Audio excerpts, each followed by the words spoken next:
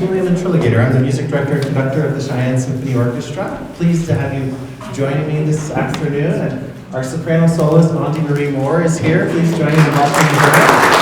Welcome, Aundi. And our guest composer, Derek Jenkins, is also here. Welcome to Derek.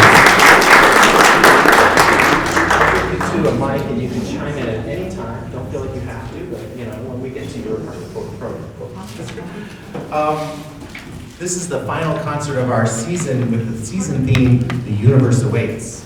And I hope that many of you were able to see our last performance last month, which was really kind of the inspiration behind the whole season being programmed this way. And really it was the eclipse that happened this past Monday that was also part of the inspiration for this season and that program and the program tomorrow night. So we have The Sun, Moon, and Stars as the title of this program, but we can also really call it opera and the sun, moon, and stars, and the sea. The sea has a big part of it, opera has a big part of it, but space is right up there as well. The moon is featured quite a bit in this program. There's the Helios Overture by Carl Nielsen depicting the sunrise, the sunset. We'll begin the program with Wagner's The Flying Dutchman Overture. And this piece is a thrilling and exciting overture that Wagner wrote. This was still a young Wagner. This was after the long work that he put into an early opera named Rienzi. It was finally performed to great success. Then he turned around and quickly wrote The Flying Dutchman. Part of it was inspired by personal experience when he and his first wife Minna were on a sea voyage, and it was a very rough sea voyage. And so there was the idea of a ghost ship with a phantom ghost crew and a captain who was cursed for having sworn to Satan during a storm at sea. That had actually had a lot of different tellings in different cultures over the years.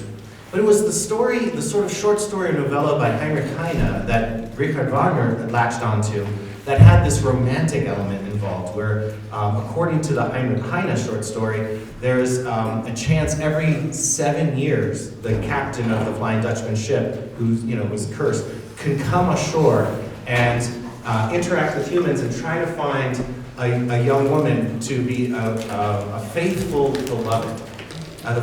So it sort of rests on the faithfulness of a woman, a true heart of a woman. And that's kind of what happens with the woman Senta in this opera. And she's already sort of predisposed toward this. Her father is a captain of a different ship already. And she has a sort of fatal quality about her. She's always at her spinning wheel, right? Weaving, and that has a certain overtones of fate to it. It always has in sort of literature. And so they meet, and the Dutchman comes ashore, meets Senta, they both are smitten with each other. There's another gentleman in the story, this love triangle, Eric, the hunter, who is very interested in Senta. She's rejected him, but hearing about him, the Flying Dutchman kind of jumps to a bunch of conclusions and assumes that maybe Senta is unfaithful to him and that the love she had already professed is not true. And so he starts to take off and leave again for another 7 years at sea before he can come back. But proclaiming her undying love for him, she throws herself from a cliff to express her true love for him. I know, this is Wagner, right? So this was actually, interestingly, this was long before that same kind of story happened in Tosca by Puccini. Not to be a spoiler on that opera.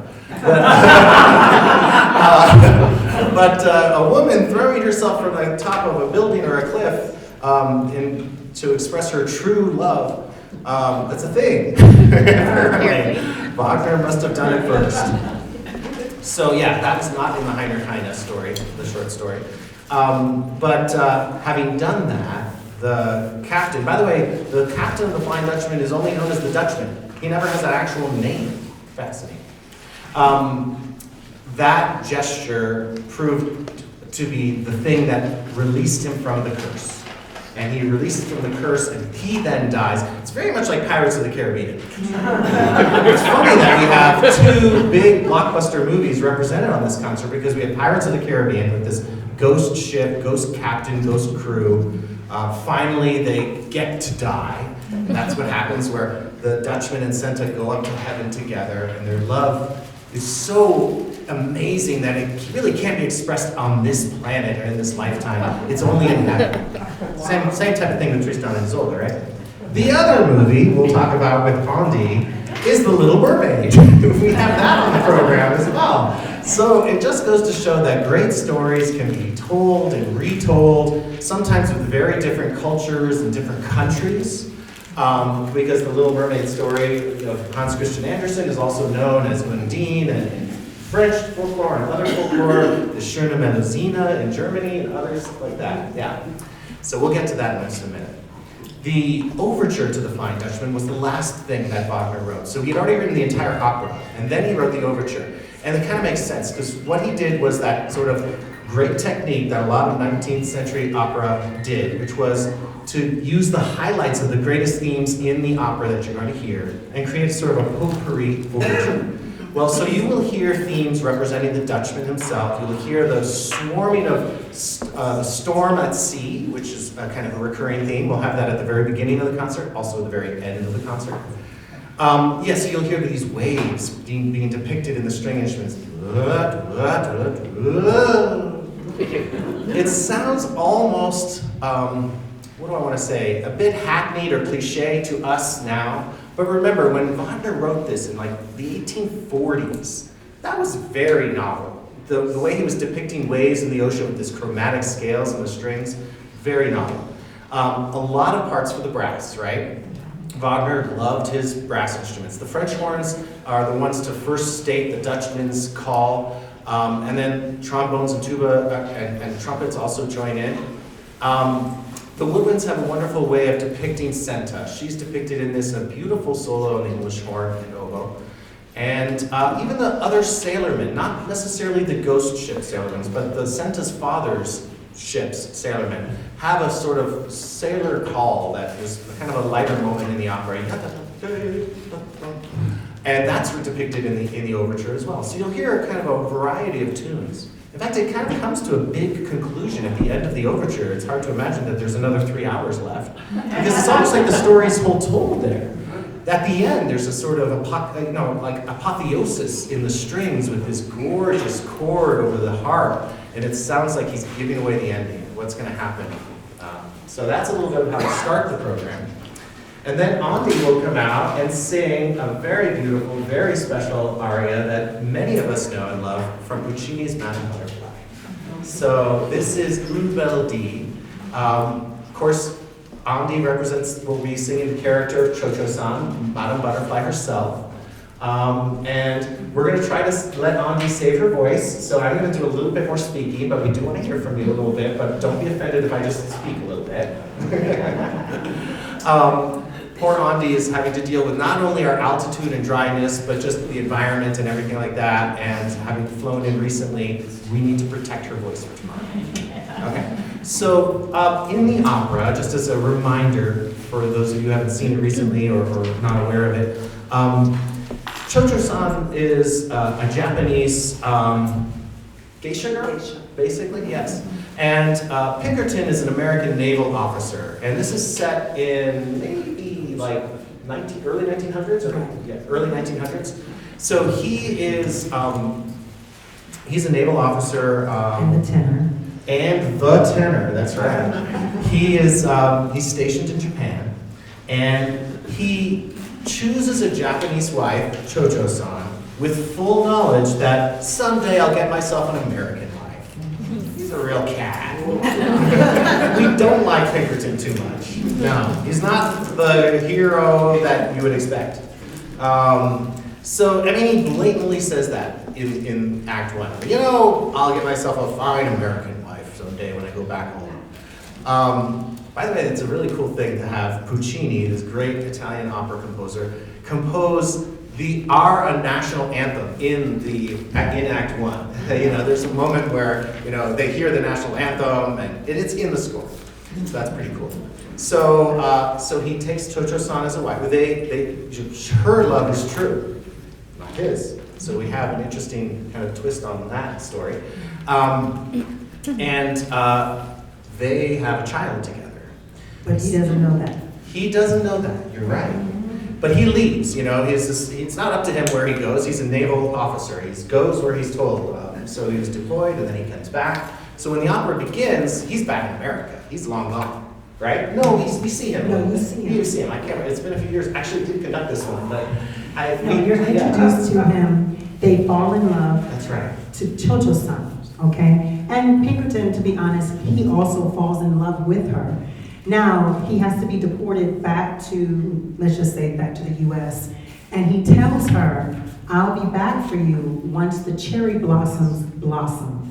So she waits for him for 3 years because she has no clue when the cherry blossoms blossom. So she's waiting. And I'm not sure if you're familiar with geisha women, but in Japan, geisha women were, at the end of the day, high-end prostitutes. And so, being a geisha woman, she stopped working, doing that work because she knew she was promised to Pinkerton, and she married him. She thought, I'll be taken care of, I'm fine, I'm not gonna go back to that life anymore, singing my songs and trying to attract men. Then, once that happens, here comes 3 years, and she is struggling financially. She has Suzuki, she's had this little boy that Pinkerton has no idea exists. He has no idea that he exists because she got pregnant on the first night of their consummation. And Suzuki says to her, that's her maid. yes, the handmaid. Suzuki says to her, Butterfly, come on, you have to go back to work. Come on, because we are struggling, we're poor, we can't make it. And she said, he's never coming back. And that's when Umbeldi aria begins, because she tells Suzuki, you can cry if you want to. We're not gonna sing the Piangi, perché, like Piangi means, why are you crying? Why are you crying? So she tells her, don't you cry, because Umbeldi, one fine day, one beautiful day, he will come back. And she begins to dream about his entrance back into Japan, that she can see his ship, there it is, it's entering, but she's gonna wait on the hill for him because she's waited for so long. And if she goes to him, she will just burst and can't hold herself. So the whole aria is to convince Suzuki and to have faith that Pinkerton will be back. Yes, thank you. And to convince herself too, she's telling herself too. Absolutely. She's picturing the minutest detail of how he will be when he comes. The wisp of smoke from his ship, the sound of the cannon from his ship, a distant sort of bass drum kind of thing comes. And then she'll see this little tiny dot of him coming up the hill, running to come back to be with his butterfly, the name he called him. And it's sweet, but it's also so kind of emotionally sad and full of pathos and pathetic in that way. But that is her truth. She really does believe he's coming back for her, and their love was true. And so that's the snapshot of the opera that we're going to perform for you, this aria. Why did we choose it? You'll find out in a minute when we get to Derek's piece. But also, it's a glorious aria, and we have a fantastic soprano. So that was kind of a no-brainer. Yes, thank you. And of course, he does come back. Shockingly, Pinkerton comes back. But he has his American wife with him. Yes, it's sad. And seeing this and thinking about what's best for her son, the little boy, that was Pinkerton's son and her son, it's a tragic ending. Very, very tragic and very sad. So Madame Butterfly is one of the most popular operas and one of Puccini's great masterpieces. It's the way he depicts that. It's part of that sort of Verismo style of Italian opera that was trying to not necessarily have highfalutin like dukes and counts or gods and goddesses and things like that, but ordinary people with like really tough, ordinary, real situations. And so those are hard truths of life kind of thing, Verismo style. So we'll come back to Aundi in a minute. But after that aria, we're going to perform Derek Jenkins's We 7, a piece that has had a bit of a history, but we're excited to be doing the orchestral premiere, world premiere of the orchestral version of this piece. Welcome. By the way, we didn't have a chance to ask you, Aundi, where did you come from when you flew here to Wyoming? I'm from the DC, Maryland area, Oh. and the cherry blossoms are blossoming. They're blossoming right now, right? I was just going to say, there was something in the news about Japan was giving us more cherry blossoms or something like that. Yeah, Isn't that cherry fascinating? blossoms are blossoming right Yeah. now, and you know, Wyoming is beautiful. But as soon as I arrived, my allergies just took hold of me. So please excuse my voice right now. Prayerfully tomorrow, it will be much, much better. but I came from the DC area. That's great. Is it your first time in Wyoming? It is my first time. Oh, It is my that's first so time. great. Wonderful. Thank you. Can't wait to hear you tell it. Thank you. And then Derek, is it your first time in Wyoming? I'm trying to think if. I years ago drove through to hit I-80. I'm originally from Eastern Iowa. That's our connection. And so, briefly, this is the first time I actually get to spend time here. But yeah, I've been enjoying it so far. We got in yesterday, so. Great. And you've made Kansas City your home for a while, right? Or are you still there, or did you move? I can't remember. So we were there, and we're actually in the process of moving back. I'm currently living in northeast Arkansas. I was actually in the path of the eclipse on Monday. Oh. So yeah, we had sat in our front yard and watched it, so it was fantastic. Well, and astronomy has been a big love of yours for a long, long time. So tell us a little bit about that. So for many years growing up, like I couldn't, consume enough books about astronomy and space travel. I watched all the movies, and for many years I thought that was going to be my path, like go into aerospace engineering or something like that, and fly on the rocket ships. But then my 8th grade band director kind of nudged me a little bit into the music side, and it was like, you should cultivate this. And so now, I'm doing more of the music stuff, but I try to tap into that love of space and space exploration. And you did that so beautifully in this piece. So, okay, so we have this connection because you're from Eastern Iowa, and I have another orchestra there, and I've been living there for a while. And we've performed some of your music with my other orchestra in Dubuque, Iowa. And you happened to let me know about this piece right as we were programming this season with the whole space theme. And I was like, I cannot believe the coincidence that you're sending me this score right now. And so we're very lucky to be able, like I said, to do the orchestral version premiere. Tell us a little bit about the piece and the title We Said. So the piece was originally written for a wind ensemble. It was commissioned by one of the bands at the institution I did my doctorate at. And the title comes from a book written by the first 7 U.S. astronauts, so the Mercury 7. And they entitled it We Said It. And each astronaut took a chapter or two and just kind of talked about the process, going through the selection, going through, watching multitudes of rockets just like explode on the launch pad and still agreeing to ride these things. And then they talk about the training, they talk about, the initial flights, and then the kind of the longest chapter, John Glenn talks about the final preparation and then his actual orbital flight in 1962. And so that was kind of the impetus, was just reading this book. It was an opportunity to kind of merge my love of space and music together. And so a lot of aspects of the piece are kind of drawn from that book. The melodic material, I actually, this is something that a lot of composers do to kind of generate material, but I took the last names of the astronauts and turned them into musical melodies.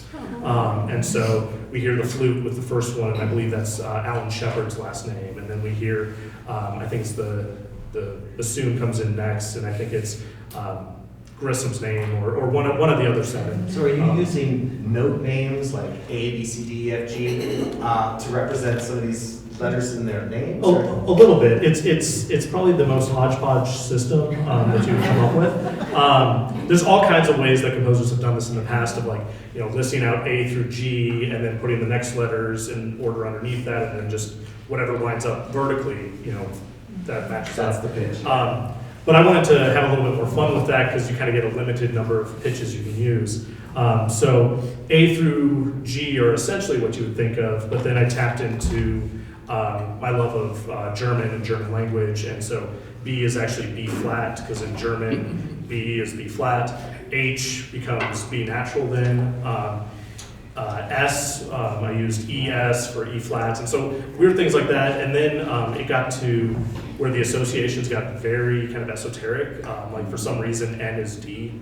I can't really tell you why, but that's just what happened. So yeah, I took their names. It became melodic material. It also became kind of harmonic material. I used their initials as kind of like the sounds that happen behind these melodies, and so that was kind of a big factor in the initial composition of this piece. And are these musical kind of cryptograms of their names usually one at a time, or are there times where they're all combined?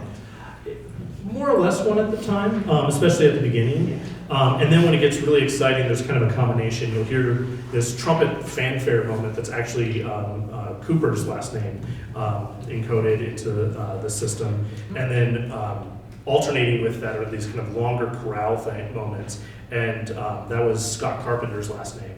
And because it was the longer of the names, it gave me the opportunity to kind of create this longer chorale. And so I kind of broke it up and alternated back and forth between the faster trumpet things and these bigger chorale things.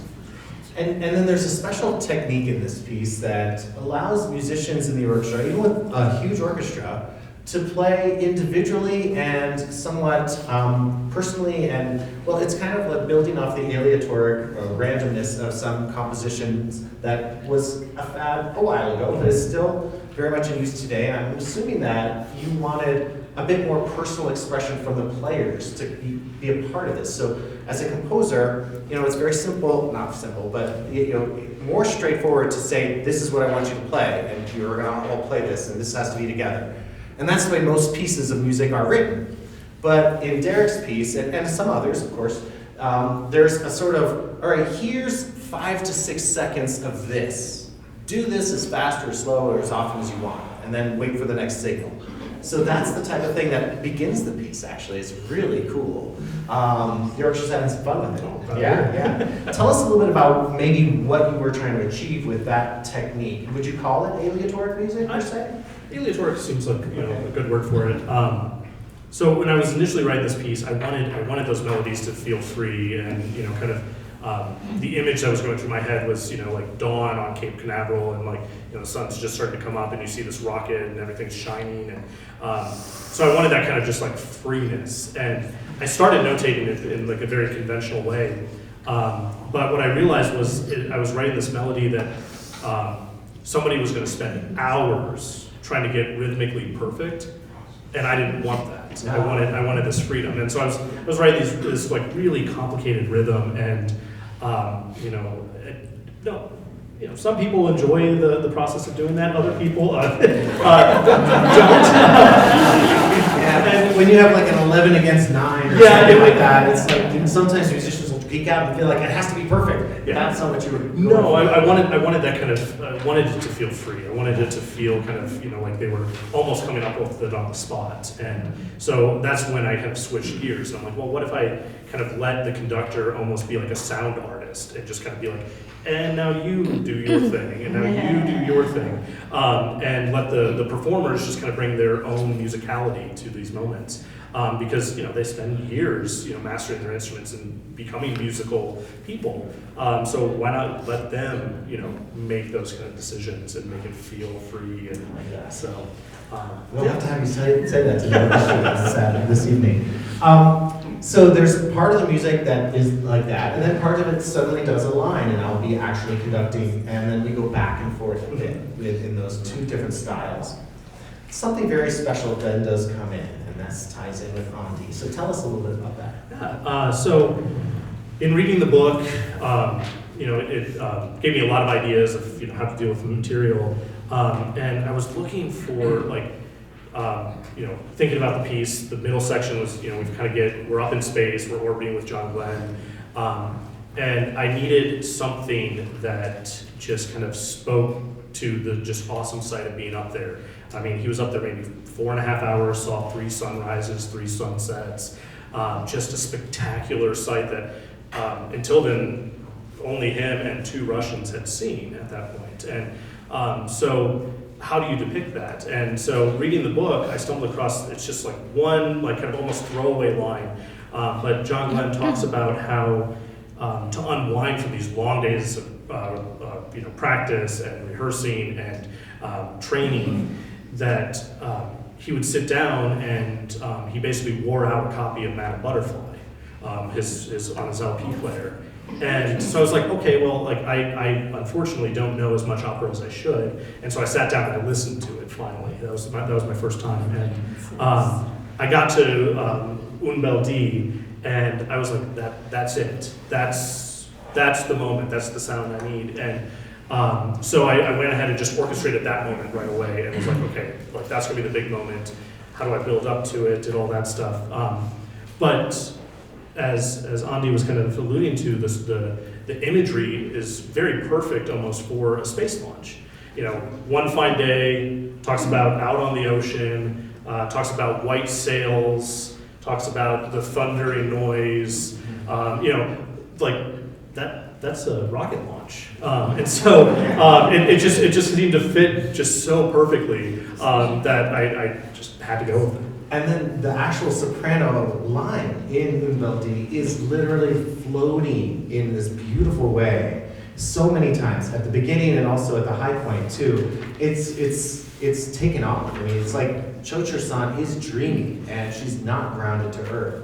And when it comes in your piece, it feels like it feels a little bit like jarring but perfect, that maybe we would be actually, I imagine it being where John Glenn is in orbit listening to that. Yeah. And that's his connection to Earth, and that's his connection to humanity, and that is that just that haunting melody is coming in while he's up there alone in the coldness of space. It's just perfect in your piece. Yeah.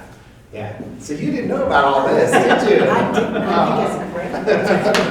And that's one of the reasons. Yeah. So yeah, it builds, and one fine day, Un Bel D, makes a sort of subtle appearance first in the trombone, and then others, and then boom.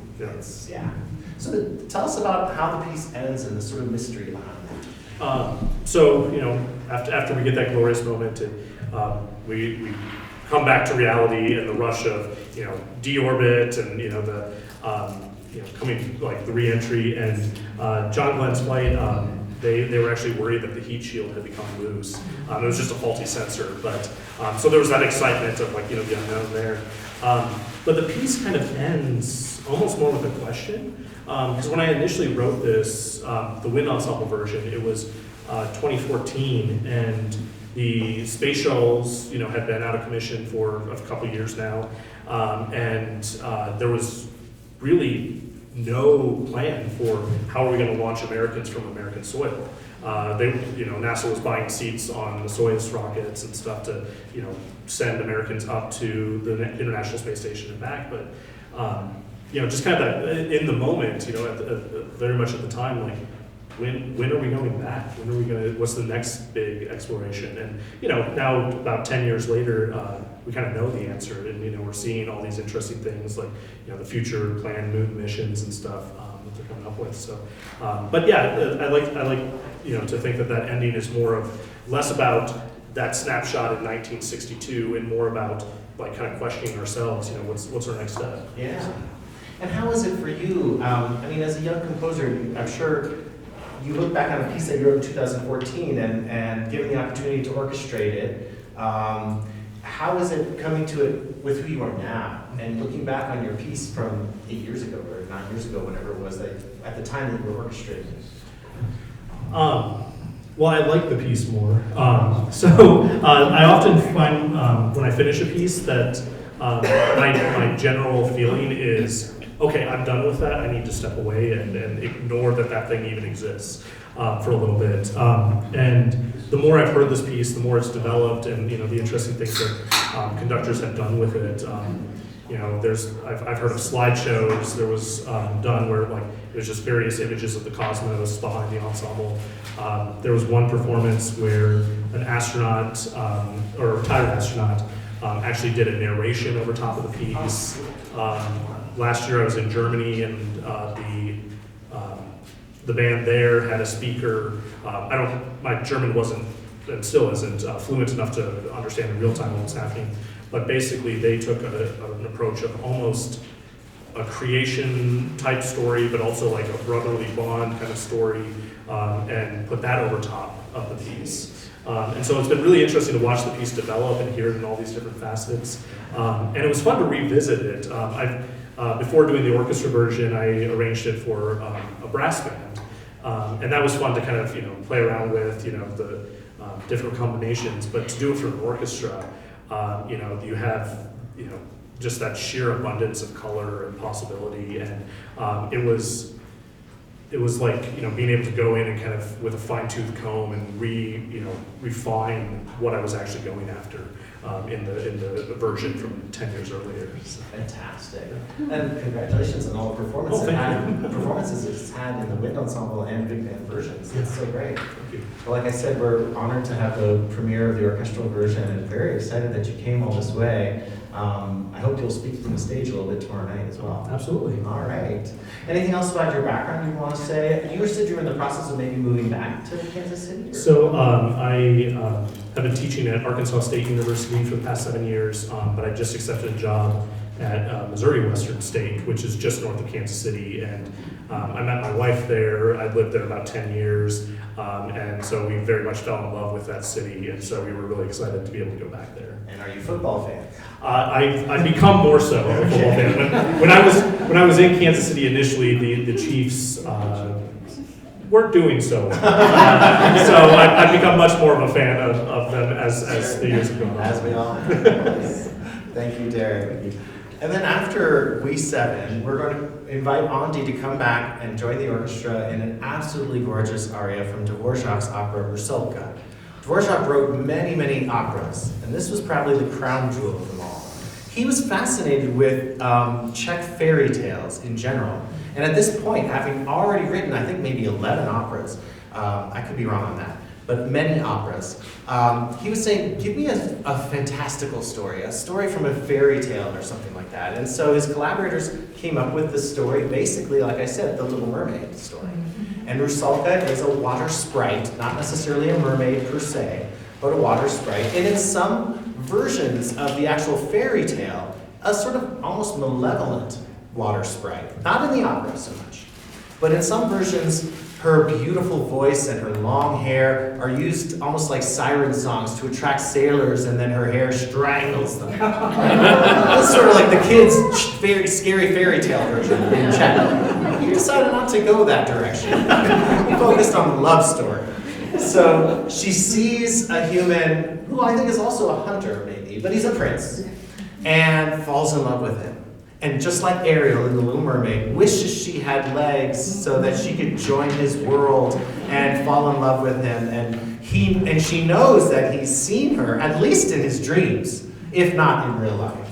So this is the sort of the high point of in a way, of the opera, the most famous part, the Song to the Moon, fitting with our theme.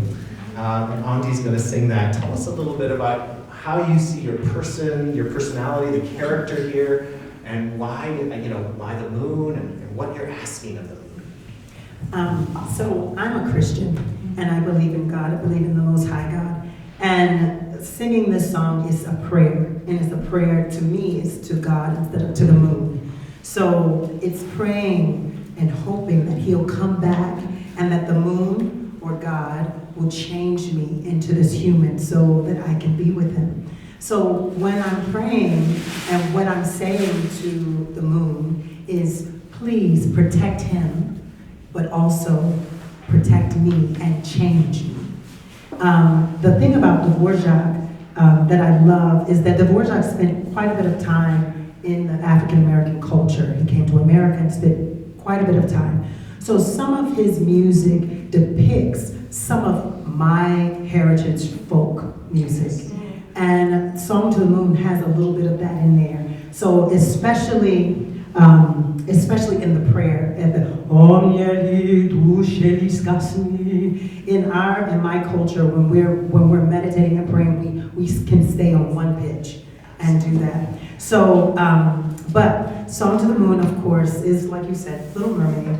And I found this gorgeous man who jumped into my pool And now I want the man.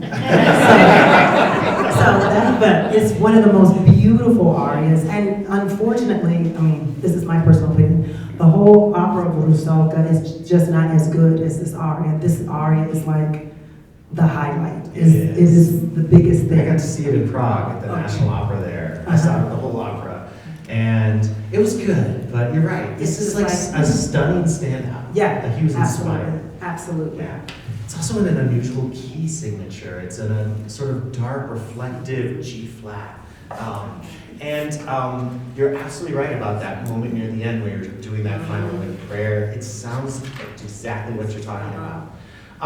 And in the opera, when we go on beyond this aria, there's a sort of there's a bad situation here. Like in The Little Mermaid, there's sort of a kind of a evil witch-like person who says, "Okay, I've got magic and I can give you legs if you give me your voice."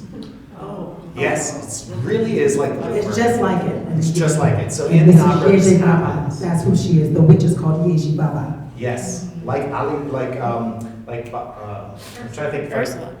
Say Ursula. Ursula, but I was thinking more of Baba Yaga is a sort of Russian version of that witch. Okay. And it's depicted in pictures at an exhibition, among other things, when they're flying over the, yeah. Okay, so, yeah, it's really sad. So she gets legs, goes to the prince, but she can't even say, "Hi, I love you." She has no voice, not just no singing voice, she's like mute. So it's a really bad kind of deal she made with the witch. Yeah, it was not good. But we don't know that yet. At the time of this aria, she's just, oh, let him remember me, let him see me in his dreams and remember me when he wakes up. And it's just, the music is so gorgeous and inspired. Yeah, beautiful little parts for little woodwinds that interject and English. And the harp is what really depicts the water, that bring like the waves in the water. I don't get to sing with harp a lot, so it's just so nice to be able to sing with that instrument because it's just different. Yeah. You know, a lot of times I'm in the orchestra, I'm singing always with the violins or the cello, but not with harp. So when you hear the harp, they get to have a moment. I don't know if there's a lot of harp music in orchestrations, but it's nice that they get to have a moment. It's so true, yeah. And then you get to sing in Czech. Tell us about how that is. So let me just say, the first time I actually worked on this piece and performed it, I was a young artist in the Salzburg Music Festspiele, and it's one of the largest music festivals internationally. Yeah, it's Salzburg, Austria. Yeah, it's in Austria. So being a part of that festival, they have coaches from all over the world come to help us. Of course, when you arrive, you're supposed to know your music. So I knew my music, I was prepared, but the language was just not as good as it should be. So they literally locked me in a room with this coach, hours on hours, working on this Czech. Now, I have had an opportunity to sing this in front of a Czech audience, and they were like, "Oh, that wasn't bad." It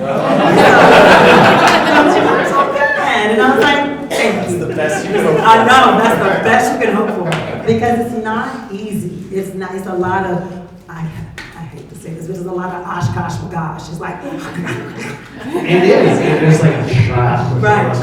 There's a lot of that. And it's so beautiful in its own wonderful way. Yeah. It's so beautiful. But it's hard. It is not easy, and you can't quit. You can't quit on it because it definitely takes a lot of focus and energy. Now that I know it, it's not as bad anymore. And singing other Czech music, and even I've ventured out into doing some Russian, is not as daunting as it used to be. The normal things that I sing, of course, are in Italian, German, French, even Spanish. But Czech and Russian are just something that's just not part of it wasn't part of my canon, but now it is. Fantastic. And we'll have subtitles for you to understand the Italian of the Puccini and the Czech of the Dvorak aria. So you'll be right there with her on the meaning of every word. Yeah. So excited. Yeah.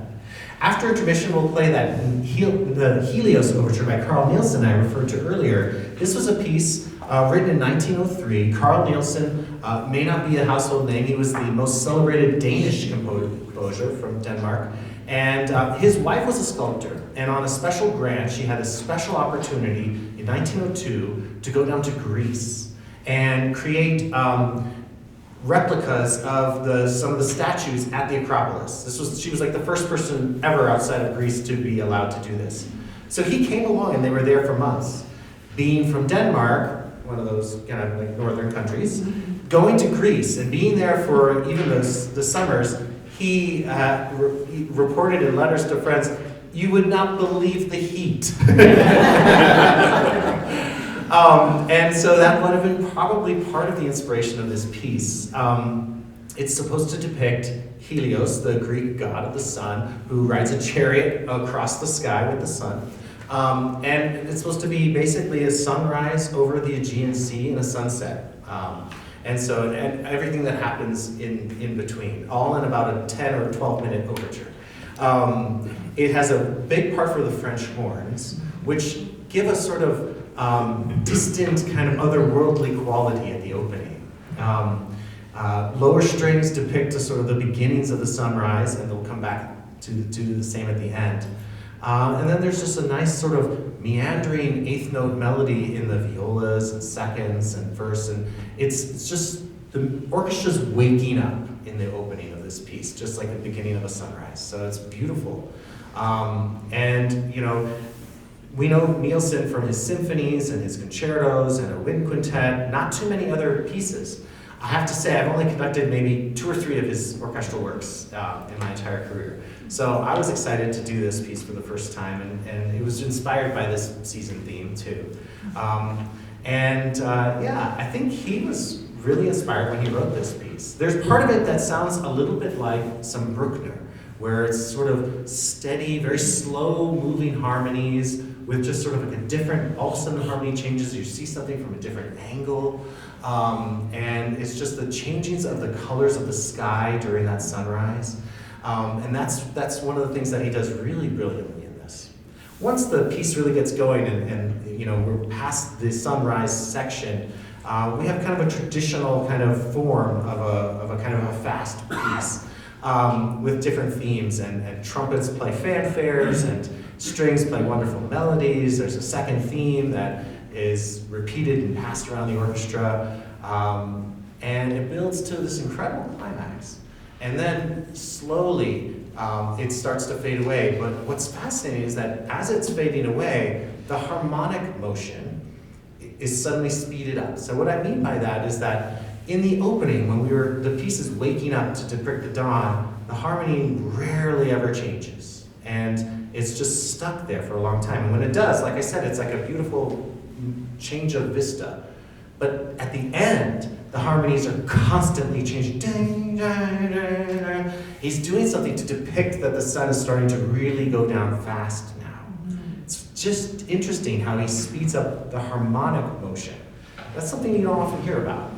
You know, we think about that sometimes. You know, musicians, we geek out about harmonic rhythm or harmonic motion. But this piece has a very different kind of speed of the changes of harmonies in the beginning versus right after that sort of climax where he depicts it going down. And then it does slow down again. The harmonic motion sort of settles on C for a long time. It's a beautiful piece.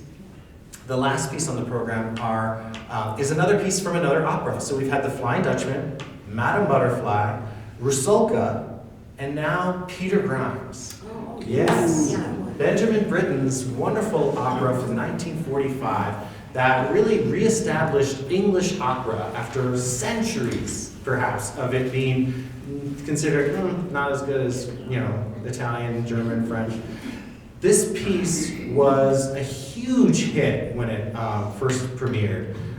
It's fascinating too, because the origin of the piece, the story behind it, came from an old story that he found in a bookstore when he and his partner Peter Pears were kind of conscientious objectors to the war and had left England. You know, he's British, obviously, With a name like Benjamin Britten, it's pretty clear. So they were in Los Angeles, and in an old used bookstore in Los Angeles, they came across this book of stories, and he found this story, and he had this idea that he could focus in on this sort of misunderstood, old, cantankerous fisherman named Peter Grimes. Now, in the actual original story, he's not the main character. He's one of the characters of this small village, seaside village in England. But he decides to focus in on Peter Grimes, and maybe Peter Grimes is emblematic and symbolic of an outcast. He and his partner were an openly gay couple. They were outcast in that way. They were outcast as conscientious objectors. You know, when many of their fellow countrymen in England were very much for like fighting Hitler and all of that.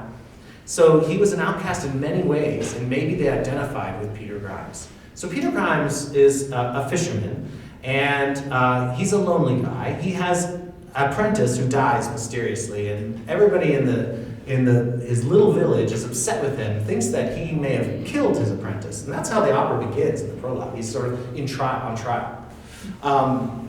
There's not enough evidence to show that he killed him. In fact, there was some evidence to show that he really cared for this apprentice, so he's let free. Then he has a second apprentice who also dies. Yes. So we're starting, as audience members, we're starting to think, okay, what's going on here? Because he's not the most likable character anyway. He's like, I don't know, one of those misanthropic, kind of curmudgeonly. Yeah. So, but you know, there's a widowed school teacher, Ellen, who he's kind of smitten with, and they like each other actually. But he thinks that he needs to earn enough money as a fisherman to be able to support her and marry her, and then finally that'll shut everybody's mouths. You know, he's in a small town that does a lot of gossip, and he doesn't like being the subject of people's gossip. He wants to be left alone. So the 4 sea interludes that we're performing are actually 4 out of 6 transitional orchestral pieces in the opera, and they're brilliant pieces. The opera itself is brilliant. But in these pieces, they're kind of lifted right out of the transitions, like Dawn, the first movement, another Dawn, just like we had in the Helios Overture. You know, it depicts the sunrise over an English seascape. So unlike the Greek Helios Overture, where you can imagine the bright sun and the French horns blaring, you sense the darkness of this. I'll play a little excerpt, see if I can get this going here. You can just picture the gray skies, the heavy wool coat, but it's a sort of a beautiful, vast sort of English seascape being depicted. Let's see if I can get this to play.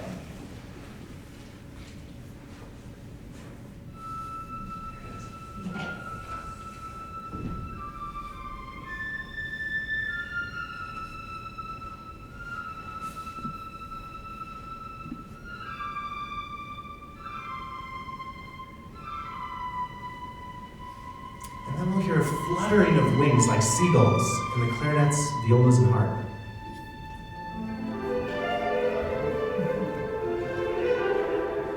And then we hear these incredible chords in the brass and low strings. And the top of the chords are moving independently from the bottom. It's a top current and undercurrent of the ocean swarming and sort of moving in different ways. You can just feel it unsettled.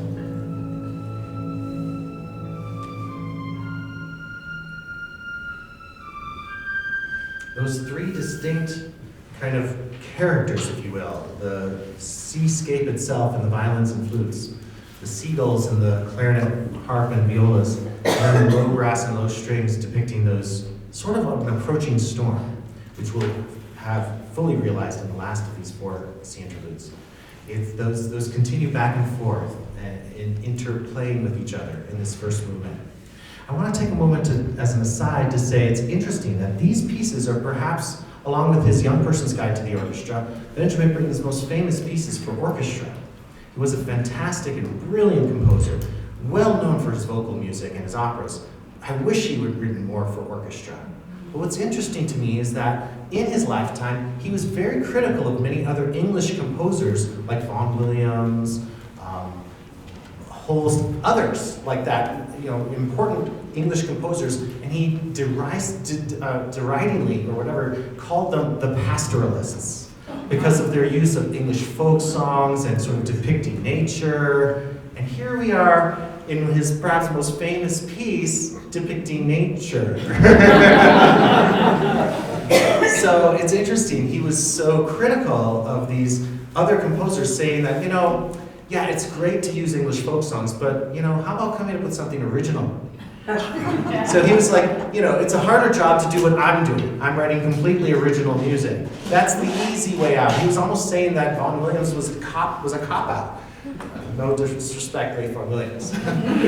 but Benjamin Britten had that sort of attitude a little bit, recognized his talent, and wanted to be known as different from that other path of 20th century English composers. So wanted to break himself from that. But yet in this piece, we sort of have him almost aligning with that, with the way he's depicting nature so much. Now, you could say, well, yes, William, there's a depiction of nature here. This first movement is entitled Dawn. But really, what we're also depicting here is human emotions and our responses to nature. So much of what we're hearing in these 4 sea interludes are Peter Grimes and his state of mind, and the villagers, and Ellen, his potential love interest. And so there's a lot of emotions here too.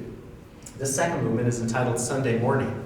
And it begins with pairs of French horns, again, French horns, imitating the sound of like carillon bells at church, perhaps. Not really very bell-like, but he'll bring in special bells later. In fact, very special bells that Lindsay can tell you we had to rent at high expense to be able to get the special low bell that he calls for. He even brings in tam-tam. Sunday morning, you might think that with the church-sounding bells that this is going to be a reverent piece, but it has a kind of jazzy, weird quality to it. Not weird, but surprising, let's say. A surprising quality. That sort of jazzy tune that you'll hear here in a minute is, I think this is his way of depicting that those are like the chattering, gossiping villagers going into church or coming out of church and talking about Peter Grimes and how his second apprentice has been killed. So here's a little bit of that movement.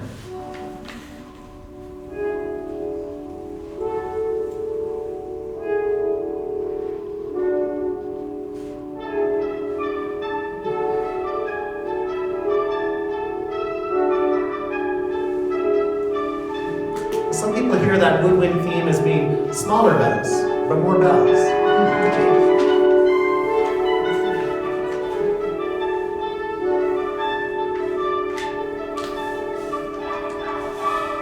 That's very bird-like, of course, totally.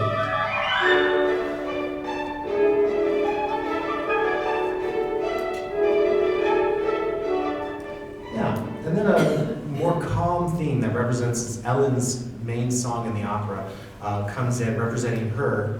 And underneath that, there are some purposely wrong notes in the accompaniment voices. And I like to picture it as Ellen is saying, I'm here, let's be together. And Peter Grimes is very awkward around people.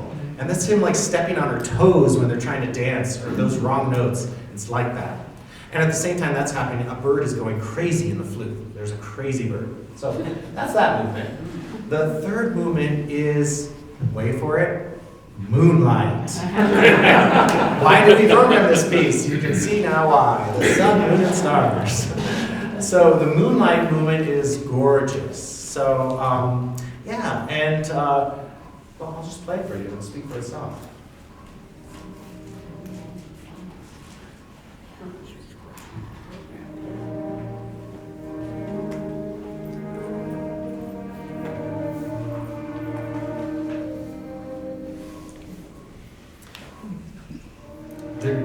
The piece as a whole is entitled 4 Sea Interludes, so you could just picture the moonlight on the ocean, right? But then other things I've read said, no, this part of the opera it's moonlight on the village.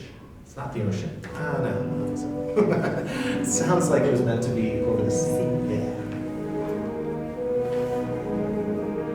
Slow moving. There's a part where rhythms are against each other, whereas part of the orchestra is in 3, the other part of the orchestra is in 2.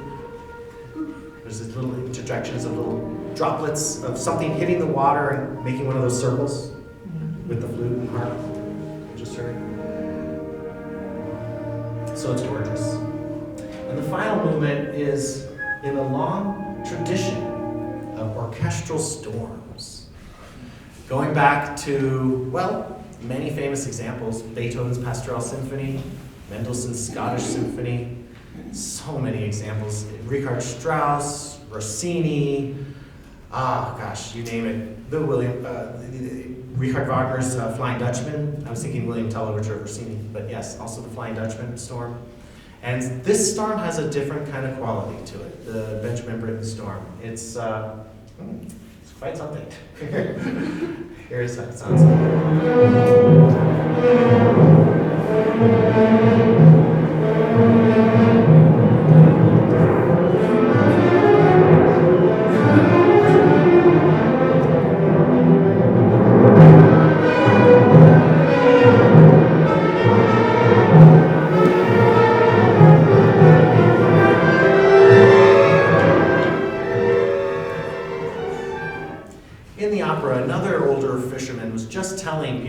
just marry her and settle down and it'll all be fine. And he's very conflicted at the same time that this storm is happening. That's another reason why I'm saying that we're not just hearing Benjamin Britten depict nature.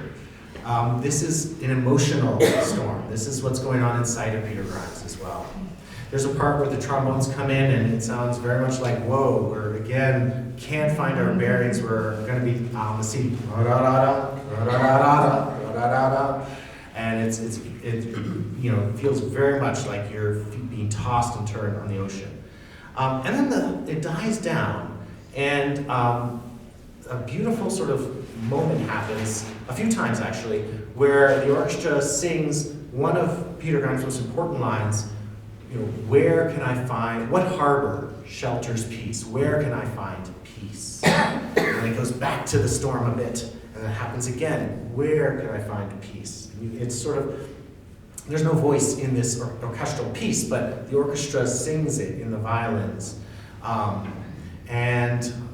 Ultimately, everybody in the whole village is threatened by this storm. They all go into this pub for safety, and the storm is just overpowering. It's fascinating what happens with it. But it makes for a thrilling ending to our season. Yeah.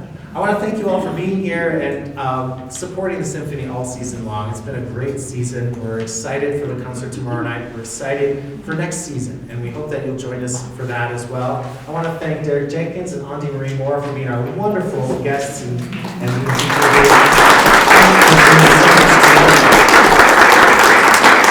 of course,